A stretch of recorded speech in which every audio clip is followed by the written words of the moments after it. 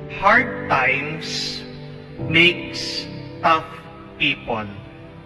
Tough people makes good times. Good times makes weak people.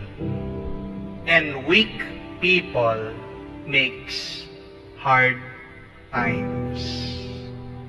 Yung masasakit, mahihirap na sitwasyon, ito ang paraan para mahubog, lumitaw ang mga malalakas na tao. At ang mga malalakas na tao ang gumagawa ng mabubuti at masasayang panahon at sitwasyon. Pero pag ang isang tao nabuhay siya sa masaya, payapa, tahimik, komportableng sitwasyon at panahon, nagiging mahina siya. At ang mga mahihinang tao, sila madalas ang nagiging dahilan. Kaya nagkakaroon tayo ng mahirap na kalagayan. Kaya huwag tayong mag-alala. Kung minsan tayo ay nahihirapan at konti na lang susuko tayo, bibitaw tayo. Kumapit ka lang at magtiwala ka, yang mahirap, mabigat at masakit na iyong nararanasan, yan ay paraan ng Diyos para palakasin ka. Dahil pag naging malakas ka, when you become tough, you will become an instrument for good times. Yung mga malalakas na tao, silang nagiging daan para sa kaginhawaan, kapayapaan ng iba. Pero malaking pagkakamali kung papalakihin natin ang mga bata sa komportable lang na buhay. Kasi ginagawa mo silang mahina. May narinig nga po kong quotation din galing kay Andrew Carnegie. Yung pinakamayaman na tao sa Amerika, sabi niya, "The best gift that you can give a child is poverty." Ang pinakamagandang regalo maibibigay mo sa bata, kahirapan. Bakit? Kasi pag hindi naghirap ang isang bata, wala siyang motivation na ayusin niya, palakasin niya ang kanyang sarili. Dahil sa kahirapan, yan yung nagtutulak sa atin para managinip, para mangarap sa isang mas magandang bukas, para sa isang mas magandang sitwasyon, para sa isang mas masaya at mabuting kalagayan. Ito rin ang sinasabi ng ating Panginoon. Kailangan na dumaan sa napakaraming pasakit, paghihirap.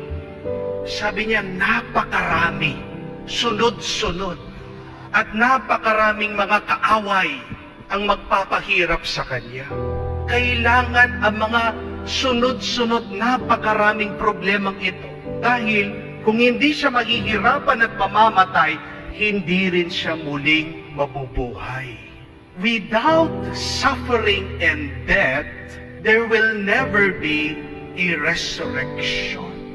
Without these problems, there will never be new life and glory. Itong si San Pedro, binawalan siya. Sabi sa kanya, "Panginoon, wag po, sabi niya. Ano yung sabi ng ating Panginoon? Umalis ka dyan, Satanas. Yang pag-iisip mo ng gusto mo, komportable, masayang buhay, hindi tama yan. Yang pag-iisip mong yan, hindi banal. Hindi yan makadiyos. Para sa Diyos, mahalaga pa rin ang paghihirap, ang dumaan tayo sa hirap. Dahil dyan sa hirap, dyan lang lilitaw ang lakas, ang kabutihan.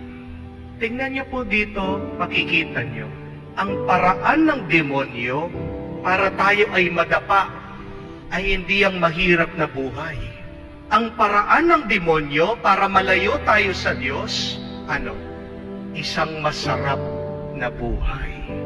Kaya tingnan niyo po ano yung mga tukso ng demonyo, puro masasarap. Masarap na pagkain, maalat, matamis, mataba. Masarap, pero hindi tama.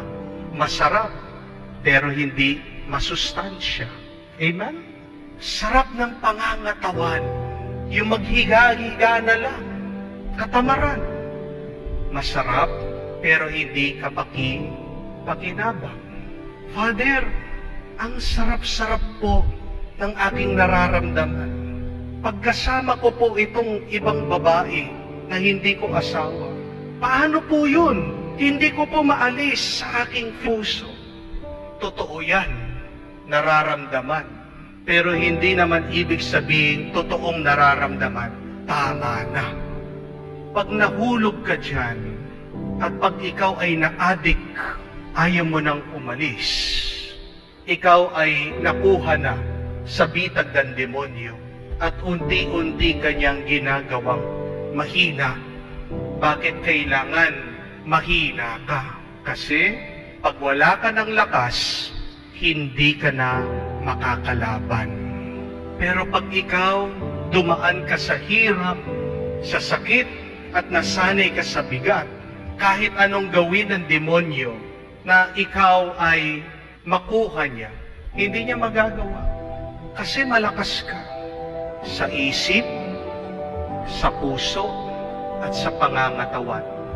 Tandaan natin, hindi lahat ng masarap tama.